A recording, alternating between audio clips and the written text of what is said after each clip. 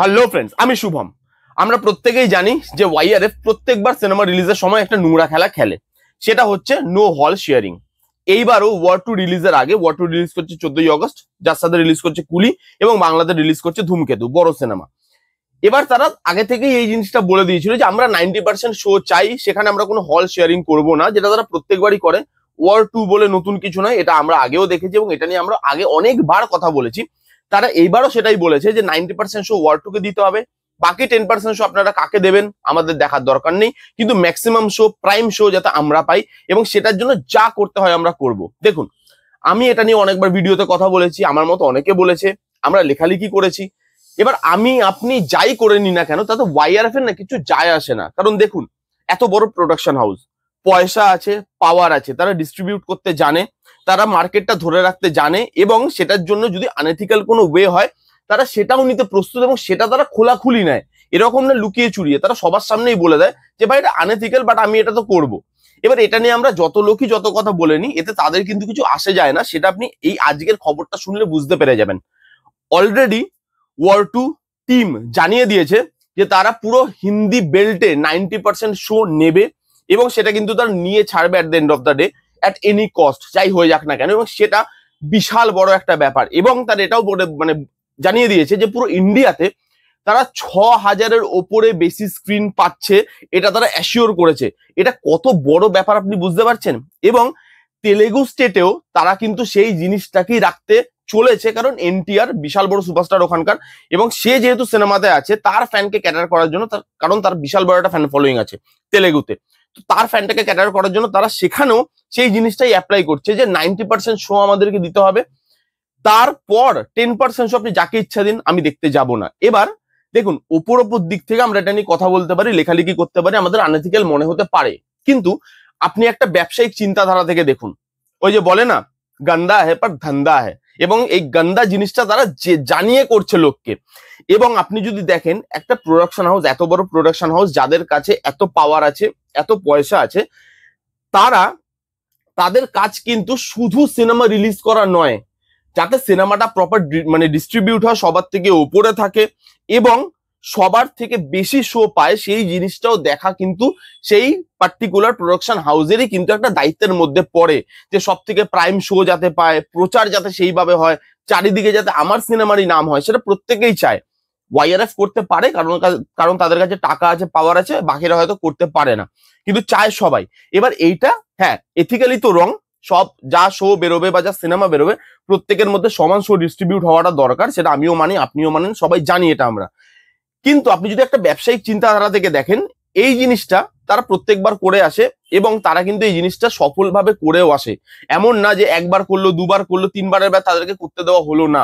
এইবারও তারা 90% শো নিয়ে নিল, 6000-এর ওপরে স্ক্রিন পেয়ে গেল, তেলেগুতে এত বড় একটা মার্কেট, সেটাকে ক্যাপচার করে নিল জুনিয়র এনটিআর কে সিনেমাতে নিয়ে। এই জিনিসগুলো আপনি দেখবেন একটা ব্যবসায়িক দিক থেকে কিন্তু আপনার খুব একটা ভুল বলে মনে হবে না, কারণ তারা ব্যবসা করতে নেমেছে। তারা বলেছে ভাই আমাদের কাছে টাকা আছে, আমাদের কাছে পাওয়ার আছে, আমরা কাউকে মার্কেট ছেড়ে দিতে পারবো না, এবং তারা সেই জিনিসটা করছে। তারা সবাইকে কোণঠাসা করার চেষ্টা করছে। যদি আজকে ওয়ার টু ভালো হয়ে যায়, তাহলে এই কালেকশনটা কোথায় গিয়ে দাঁড়াবে আপনার ধারণার বাইরে। 6000 স্ক্রিন, 6000-এর ওপরে স্ক্রিন, 90% শো, এটা যদি বাই চান্স ভালো হয়ে যায়, তাহলে এটা কোথায় যেতে চলেছে আপনি বুঝতে পারছেন। টাকার ছড়াছড়ি হয়ে যাবে। এবং বলে না যে একটা মাল আমি কি তৈরি করছি সেটা পরের কথা, আমি সেটাকে কিভাবে বিক্রি করছি সেটা অনেক বেশি ইম্পর্টেন্ট। মাল বেচনা আনা চাইয়ে, এবং ওয়াইআরএফ সেটা পারে বেচতে। দেখুন, কুলি কম শো পাবে, সেটা আমরা আগে থেকেই জানতাম এবং সেটাই হতে চলেছে। কিন্তু এখানেও আরেকটা পসিবিলিটিস আছে, যদি ওয়ার টু বাই চান্স খারাপ হয়, এবং ওয়ার টু নিয়ে কারোর মধ্যে কোনো হাইপ নেই, ম্যাক্সিমাম লোক বলছে ওয়ার টু খারাপ হবে, ট্রেলার ভালো লাগেনি, টিজার ভালো লাগেনি, লুক অ্যান্ড ফিল ভালো লাগেনি, ভিএফএক্স ভালো লাগেনি, গ্রিন স্ক্রিন বোঝা যাচ্ছে, এত কিছুর মধ্যে সবাই যেটা দিয়ে করছে, অ্যাজিউম করছে যে ওয়ার টু খুব একটা ভালো হবে না। তো যদি খারাপ হয় তাহলে তো কুলির পরে শো সংখ্যা বেড়ে যাবে, যদি কুলি ভালো হয় এবং কুলির শো সংখ্যা বেড়ে যাবে। কারণ দেখুন, রজনী স্যারেরও একটা ফ্যান বেস আছে, তাকেও কিন্তু প্রত্যেক জায়গার লোক ভালোবাসে, সেখানে এত বড় একটা স্টার কাস্ট নিয়ে সিনেমা হচ্ছে, তো সেখানে সেই জিনিসটাও কিন্তু একটা মাথায় রাখতে হবে যে তারও কিন্তু একটা মার্কেট আছে। যদি আজকে ওয়ার টু খারাপ হয়, হয়তো শুক্রবার চললো, শনিবার চললো, বড়জোর রোববার অবধি চললো, সোমবার থেকে কিন্তু কুলির শো বেড়ে যাবে। এবং আমি যদি বাংলাতে আসি, বাংলাতে ধূমকেতু রিলিজ হচ্ছে, এবং ধূমকেতু কিন্তু এই কম্পিটিশনে নেই, সিরিয়াসলি বলতে গেলে এই কম্পিটিশনে নেই। কেন আমি এই কথাটা বলছি, তার কারণ হচ্ছে ওয়ার 2 আর কুলি সেম জনরার সিনেমা, ধূমকেতু কিন্তু সেম জনরার সিনেমা নয়। এবং ধূমকেতুর সঙ্গে বাঙালির ইমোশন জড়িয়ে আছে, দেবদা এবং আমাদের শুভশ্রীদি, তাদের এই দুজনের কেমিস্ট্রি, তাদের দুজনের লাস্ট সিনেমা, সেই সিনেমাটা দেখার জন্য প্রত্যেকটা বাঙালি দর্শক উৎসুক হয়ে বসে আছে। সেটা যেমনই হোক, লোক হল ভরিয়ে দেখতে যাবে। এবং এই প্রমোশনের কথা যে বলছিলাম না আপনাকে, যে একটা প্রোডাকশন হাউসের কাজ খালি খালি সিনেমা বানানো নয়, প্রমোশনটাও কিন্তু তার মেজর কাজের মধ্যে পড়ে। আমি কি জিনিস বানাচ্ছি সেটা পরের ব্যাপার, কিভাবে বিক্রি করছি সেটা অনেক আগে আসে। আপনি দেখুন এই যে দেব এন্টারটেইনমেন্ট ভেঞ্চার, তারা এত ভালো ভালো স্ট্র্যাটেজি আনে প্রত্যেকবার রিলিজের আগে, যে আমি সিনেমাটাকে কিভাবে প্রচার করব সেটা সবার মন কাড়ে, এবং সবাই তাদেরকে দেখে নকল করে যে হ্যাঁ ভাই এরা এভাবে করছে, তারা আমরা অন্যভাবে কিছু ভাবি না কেন। বাংলাতে যা প্রমোশন দেব এন্টারটেইনমেন্ট ভেঞ্চার আসার পর করা হয় বাংলা সিনেমার, তাদের সিনেমার যা প্রমোশন করা হয় সেটা বাংলা ইন্ডাস্ট্রি কিন্তু অনেক বছর দেখেনি এরকম ধরনের প্রমোশন।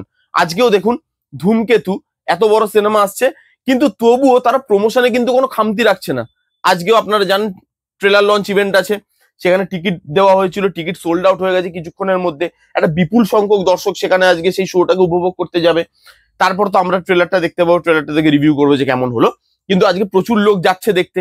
তো সেখানে যে এত বড় সিনেমা আসছে, মানুষের ইমোশন আছে, তবুও প্রমোশনে আমি নজর দেব, সেই জিনিসটা কিন্তু তারা প্রত্যেকবার করে আসে, এইবারও করছে। এবং বাঙালি দর্শক আর যাই হয়ে যাক ধূমকেতু দেখতে যাবে। এবং অ্যাজ বাঙালি আমি চাইবো যে বাংলাতে ধূমকেতু ডমিনেট করুক, এবং সেটা পাশে যেই সিনেমায় চলুক না কেন, অ্যাজ বাঙালি আমি তো চাইবো যে ধূমকেতু ডমিনেট করুক, মানুষ হল ভরিয়ে দেখতে যাক, দেবদা শুভশ্রীর জুটিটাকে এনজয় করতে যাক।